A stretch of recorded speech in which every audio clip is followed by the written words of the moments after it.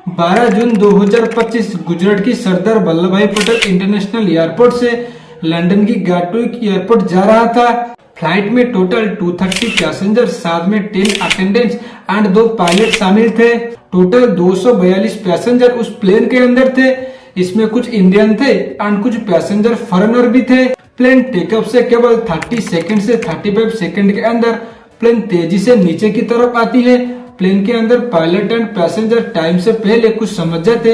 इससे पहले प्लेन एक मेडिकल कॉलेज की हॉस्टल में जाके क्रैश करती है। इस प्लेन के अंदर पायलट, हॉस्टेज एंड पैसेंजर को मिला के सारे लोग इस आग में जल जाते हैं, इंक्लूडिंग हॉस्टल का कुछ बच्चे भी, केवल एक आदमी को छोड़ के। लेकिन ये क्रैश क्यों हुआ?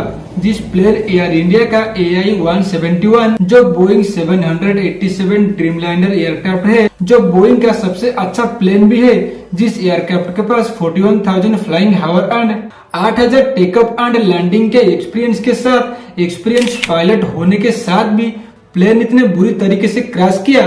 क्योंकि प्लेन टेकअप के पहले तो सारे पार्ट एयरपोर्ट अथॉरिटी के टेक्निकल टीम द्वारा चेकिंग किए होंगे, लेकिन फिर भी इतना बड़ा क्रैश कैसे हुआ? आइए इसके बारे में डिटेल से समझते हैं क्या हुआ था उस दिन एक्चुअल में।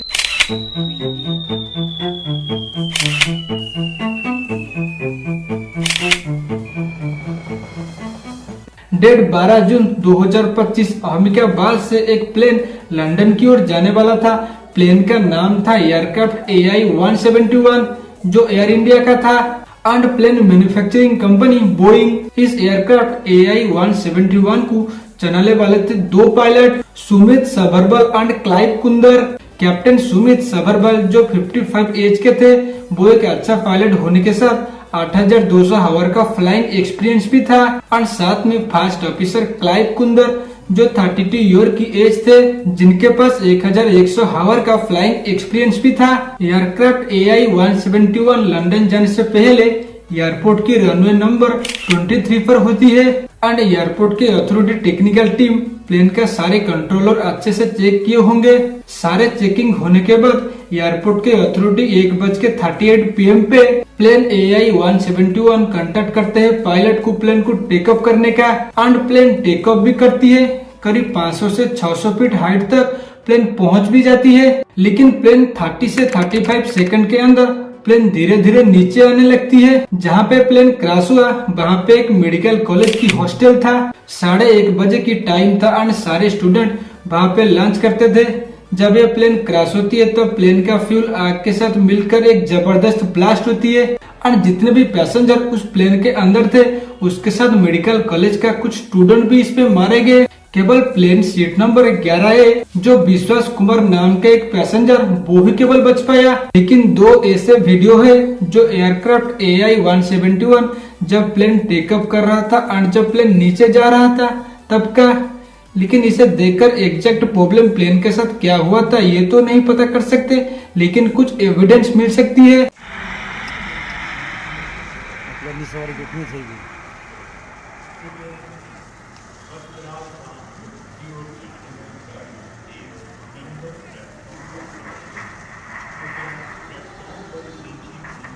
देखो, जब प्लेन टेक ऑफ कर रहा था तब प्लेन का लैंडिंग गियर अंदर नहीं गया था बल्कि बाहर ही था। AOPA का कहना है कि लैंडिंग गियर अंदर करने का टाइम ये एयरक्राफ्ट के टाइप के ऊपर डिपेंड करती है कि कौन सा एयरक्राफ्ट है, लेकिन जनरली 7 सेकंड के अंदर पूरी साइकिल कंप्लीट होती है। लैंडिंग गियर वापस लेने या रखने में सेकंड में प्लेन का इंजन, प्लेन जब स्टार्ट होती है तो इंजन का काम केवल प्लेन को आगे धकेलना होती है, बाकी के काम प्लेन का विंग फ्लैप्स करते हैं। यही प्लेन को ऊपर उठाते हैं एंड नीचे आने में मदद करते हैं। बट इस 2 वीडियो में विंग फ्लैप्स के ऊपर नजर करो, इसका विंग फ्लैप्स खुले नहीं हुए थे बल्कि रिट्रैक्टेड थे। जब ये फ्लैप्स खुलते हैं यानी कि नीचे आते हैं तब एयर को ज्यादा सरफेस एरिया मिलती है जिसकी मदद से लिफ्ट मिलती है, इसलिए प्लेन ऊपर की ओर जाती है। प्लेन लैंडिंग के टाइम पे भी फ्लैप्स को डिप्लॉय करते हैं, लेकिन टेक ऑफ या लैंडिंग के टाइम पे जो फ्लैप्स को डिप्लॉय करते हैं उसके एंगल अलग अलग होती है। वीडियो देखने पर यह पता चलती है कि प्लेन का विंग फ्लैप्स खुले नहीं हुए थे। यह भी एक बड़ा वजह हो सकती है प्लेन नीचे गिरने का। जब प्लेन नीचे की तरफ जा रहा था तब प्लेन के लैंडिंग गियर के पास एक छोटा सा ब्लैक कलर की कुछ चीजें दिखाई दे रहा होगा। कुछ एक्सपर्ट का मानना है कि ये एक्चुअल में रियाट जिससे रैम एयर टर्बाइन हो सकती है। ये प्लेन से तभी बाहर निकलती है जब प्लेन का टोटल पावर लॉस होती है।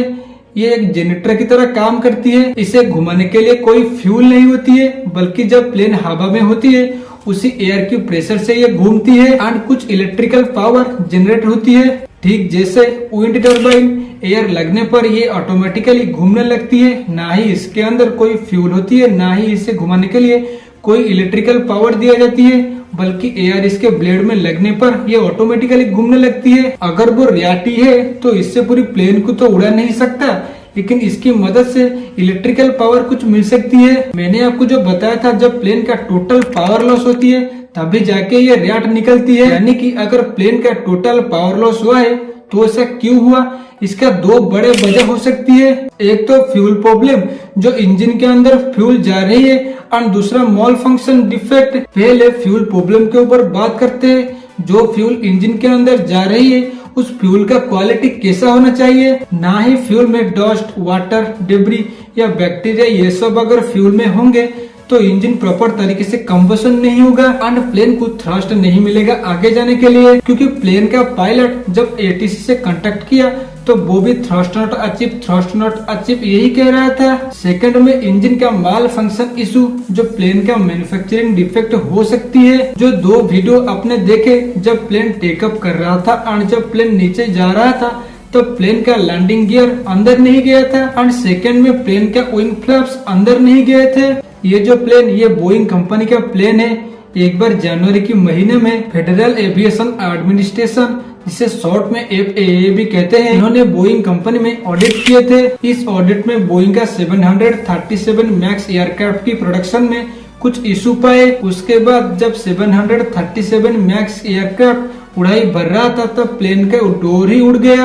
जब ऑडिट एजेंसी अनाउंस किए, इसमें मल्टीपल उदाहरण पाए, लेकिन एक्चुअल में एग्जैक्ट प्रॉब्लम प्लेन के साथ क्या हुआ था वो तो केवल प्लेन की ब्लैक बॉक्स की रिपोर्ट आने पर ही पता चलेगा।